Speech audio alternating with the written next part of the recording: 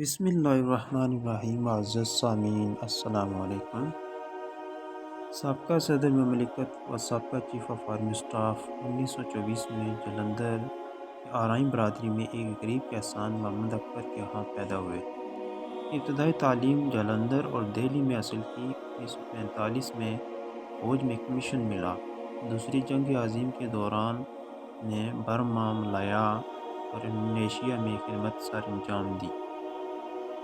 پاکستان کی آزادی کے بعد ہجرت کر کے پاکستان آگئے۔ 1964 میں لیفٹیننٹ کرنل کے عہدے پر ترقی پائی اور اسٹاف کالج کوئٹہ میں انسٹرکٹر مقرر ہوئے۔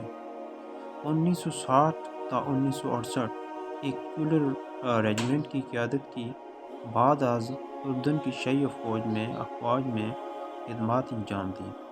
مئی 1969 میں آرمر ڈویژنز کے کرنل اسٹاف اور پھر بریگیڈیئر بنا دیے گئے۔ 1973 میں میجر جنرل اور اپریل 1975 میں لیفٹیننٹ جنرل کے عہدے پر ترقی دے کر کور کمانڈر بنا دیے گئے۔ 1 مارچ 1976 کو جنرل کے عہدے پر ترقی پا کر پاکستان آرمی کے چیف آف